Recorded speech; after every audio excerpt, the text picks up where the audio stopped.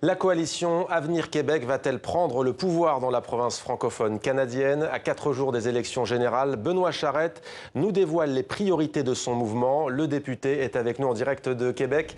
Merci d'être avec nous, Benoît Charette. Vous êtes député sortant et candidat à Deux-Montagnes. Alors, les dernières estimations, les dernières projections vous donnent en tête. Vous êtes même devant le Parti libéral québécois du Premier ministre Philippe Couillard. Vous avez 56 sièges de députés à l'Assemblée nationale du Québec, si elle s'avère vraie. 46 pour le Parti libéral québécois et 16 pour le Parti québécois. Ajoutons aussi les 7 pour Québec solidaire. Alors vous êtes en tête, mais vous baissez depuis plusieurs semaines dans les sondages. Comment l'expliquez-vous? En fait, tout dépendant d'où on part au niveau de l'étude des sondages, mais ces dernières journées, nous avons repris un petit peu les pertes des dernières semaines, donc c'est plutôt encourageant pour nous. Vous l'avez mentionné, l'élection a lieu dans 4 jours maintenant, donc on reprend un petit peu le terrain perdu, mais pour nous, peu importe les sondages que l'on regarde, c'est bien certain, mais peu importe les sondages, ce que l'on souhaite, c'est continuer de travailler de façon acharnée jusqu'à lundi, en toute fin de journée, et on va espérer pouvoir mettre fin à cette alternance des 40 dernières années entre le Parti québécois et le Parti libéral. Alors on semble se diriger en tout cas vers un gouvernement minoritaire. Si vous gagnez, avec qui allez-vous faire alliance pour gouverner le Québec? Avec les libéraux du Premier ministre dont vous ne voulez plus, ou avec le Parti québécois qui est l'ancienne formation de votre propre chef François Legault? En fait, la question, je vais la poser autrement, tout simplement. Chacune des décisions que nous aurons à prendre sera prise en fonction de l'intérêt des Québécois. Nous avons formé une coalition derrière M. Legault, vous l'avez mentionné. Donc, nous avons des gens qui, anciennement, ont pu militer dans d'autres formations politiques. Donc, c'est une coalition qui a pour but de rassembler, non pas de diviser. Donc, chaque projet de loi sera présenté, étudié de cette façon, et on va espérer la même collaboration de la part des différentes formations d'opposition, si nous avons la confiance des Québécois et des Québécoises et si nous gagnons les élections naturellement lundi soir prochain. Je l'ai dit, le chef de votre coalition s'appelle François Legault. C'est un ancien membre du Parti québécois, parti souverainiste. La question n'a pas beaucoup été évoquée dans cette campagne. Vous, dans la coalition Avenir Québec, est-ce que vous êtes souverainiste ou est-ce que vous êtes fédéraliste, c'est-à-dire pour rester une province, le Québec, au sein de la Fédération canadienne? En fait, l'objectif de la coalition Avenir Québec est très clair. Nous ne souhaitons pas de référendum sur la souveraineté. Nous ne sommes pas souverainistes. Nous voulons au contraire que le Québec puisse continuer à se développer au sein de la Fédération canadienne et faire en sorte qu'il puisse exercer un rôle plus positif et même un leadership plus grand qu'il ne l'a fait au cours des dernières années. Et effectivement, au Québec, depuis quelques années, la question nationale a passablement moins d'importance qu'elle en a eu par le passé. Donc, ce clivage entre fédéralistes et souverainistes, nous ne le vivons pas à travers cette présente élection.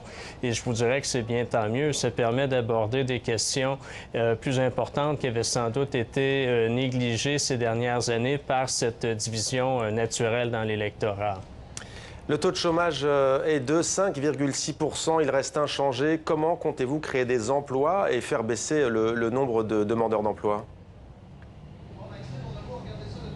Effectivement, le taux de chômage actuellement au Québec est plutôt bas. Ce que l'on dit, par contre, on doit améliorer la qualité des emplois. Donc, baisser le taux de chômage, c'est une chose. C'est un objectif qui est relativement atteint ces dernières années, mais il faut maintenant travailler à améliorer la qualité des emplois. Lorsque l'on regarde, par exemple, le niveau de revenus au Québec par rapport aux autres provinces canadiennes ou encore lorsque l'on considère le revenu disponible des ménages, c'est là que l'on constate qu'on est passablement plus bas que la moyenne canadienne et c'est là qu'il y a un rattrapage à faire. Donc, comment créer cette richesse en quelque sorte?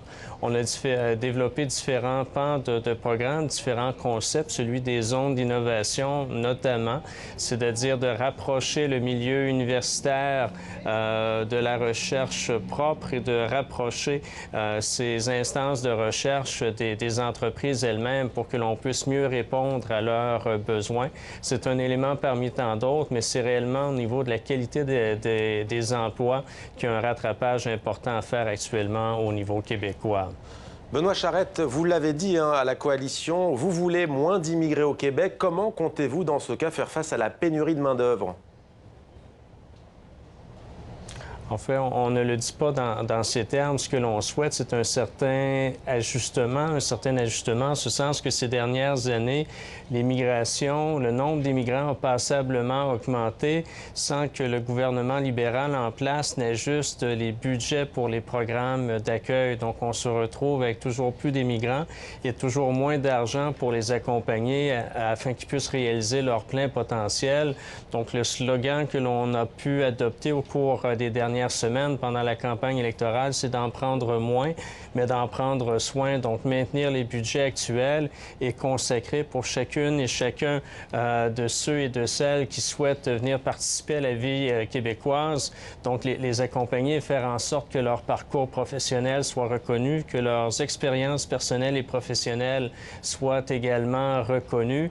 Et pour ça, il faut davantage de moyens. Donc, hausser les seuils, comme ce fut fait au cours des dernières années sans augmenter les budgets, ça a donné malheureusement des résultats plutôt mitigés, un taux de chômage nettement plus élevé, notamment chez les immigrants.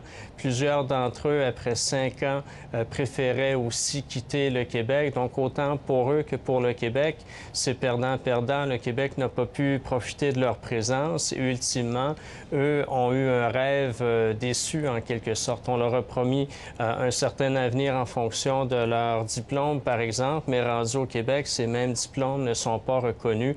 Donc, il y a un travail qui doit être fait et ensuite, on pourra discuter d'augmenter les seuils, mais tardons à ce moment-ci ou tâchons plutôt de faire en sorte que chaque immigrant puisse enfin réaliser son plein potentiel avec l'accompagnement nécessaire, que ce soit au niveau de la francisation s'il ne parle pas français ou au niveau de la reconnaissance de ses acquis professionnels, par exemple. Le 17e sommet de la francophonie s'ouvrira dans 14 jours, très exactement, à Erevan, en Arménie. Si vous gagnez, est-ce que François Legault, potentiel Premier ministre, se rendra en Arménie pour assister à ce sommet, comme le veut la tradition ? En fait, vous comprendrez que notre objectif à court terme est de remporter l'élection lundi soir prochain. Ensuite, ce sont des considérations que nous devrons analyser. Ce qu'il faut savoir, c'est qu'au début du sommet lui-même, probablement que nos propres députés, peu importe la couleur du gouvernement, ne seront pas encore assermentés. Donc, il faudra voir quel type de représentation le Québec pourra assurer. Mais le Québec est un joueur important au niveau de la francophonie. Donc, oui, il sera présent. Quant à la nature de la représentation, ce sera déterminé au lendemain d'élection du 1er octobre. Et qui soutiendrez-vous à la coalition Avenir Québec? Michaël Jean, l'actuel secrétaire général de l'OIF, ou bien sa rivale, la ministre rwandaise des Affaires étrangères, Louise Mushikiwabo? Ce que nous avons eu l'occasion de répéter à plusieurs reprises au cours des derniers mois, c'est qu'il y a un débat important qui doit avoir lieu au niveau de la gestion des fonds de l'OIF et la course à plus d'une candidature permet ce débat-là. Donc, on les suit avec intérêt. On espère que la question sera davantage d'intérêt au cours des prochains jours pour ensuite prendre une décision. Mais à ce moment-ci, pour la coalition Avenir Québec, il est trop tôt pour juger.